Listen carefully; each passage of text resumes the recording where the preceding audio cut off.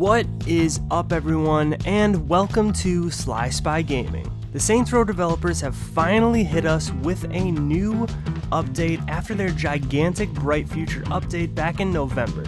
As usual, I will be breaking down the update bit by bit for you.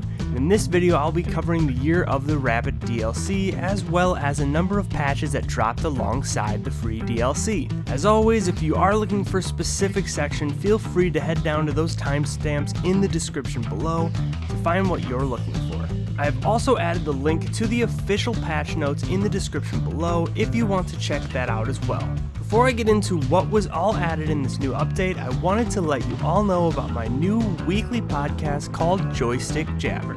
In it, my co-host and I discuss the latest and greatest in gaming news. If you do enjoy this video, then I highly recommend that you go and check that out in the link below.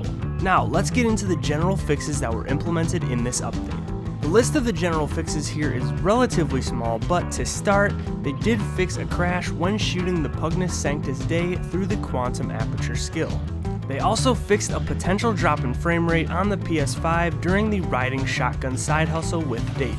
One thing that I will always appreciate about the Saints Row developers is that they are incredibly detailed when it comes to their patches and patch notes. These are just two examples of the extremely specific instances of fixes that were implemented to help players with the crashes while using the Pugnus Sanctus Dei and the frame rate drop during the riding shotgun side hustle. I personally did not experience these bugs, however, those of you who did will be happy to know that it has been fixed. Moving on to the co-op fixes, the co-op has been a major issue that has seemed to plague this game since its release, with either terrible performance for both players or just straight up game crashes. I was lucky enough to have no friends, but as a result was able to experience a much less buggy version of Saints Row. While the Bright Future update back in November did a lot to remedy the co-op issues, apparently there were still some kinks to work out, and they have implemented even more co-op fixes into this update as well. This list is relatively long, so I will just rattle through them all very quickly. First off, they fixed a crash that could occur after destroying the statue in the mission Severance package. They fixed the crash that could occur when customizing Gabriel's car in the mission Nina's car. They fixed the crash that could occur while wingsuiting to the radio tower near Old Town. They fixed an infinite loading screen that could occur when the host would start a cinematic while the joining player was on the waiting to join screen. They fixed an infinite load that could occur when starting the cinematic for Saints Tower. And they fixed an issue where the host was unable to invite players through the Xbox system UI. That is a lot of fixes to the co-op alone, but most seem to be specific issues. As the devs continue to fix the issues surrounding co-op, it should hopefully become more stable.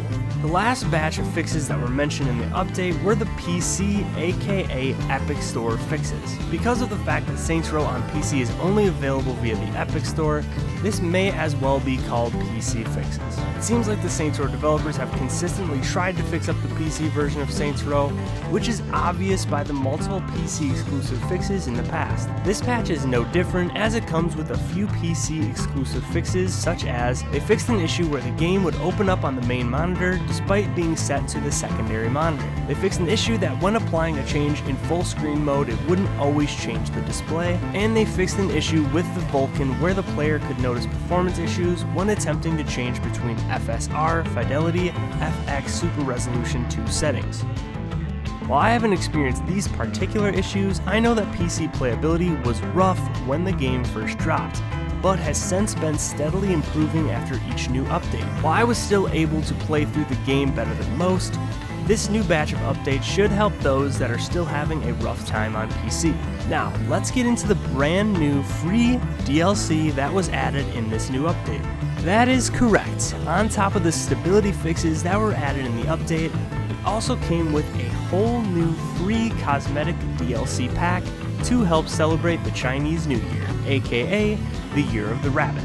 While I was under the impression that the Saints Row devs just up and bolted after the Bright Future update, that was not the case. With the new free DLC, it showed that there is still some life in the studio, and while I still haven't gotten much use out of my season pass to this point, the developers did promise that there would be more updates coming for the roadmap, and further improvements, which means we haven't completely wasted our money just yet. While there isn't a date set for when this roadmap and additional updates are set to be exposed, it does leave me with some hope that they are keeping their promises from the Bright Future drop. Nevertheless, you are all here to see what was added in this update, so in terms of new additions, they have added a new Year of the Rabbit mask cosmetic, a large Rabbit HQ collectible, a fireworks emote, a lantern lighting emote, a confetti throw emote, and lastly a red envelope make it rain emote. And that just about covers everything that was added in the new Year of the Rabbit DLC update. If you enjoyed the video, make sure that you smash that like and subscribe button and go and check out my new podcast,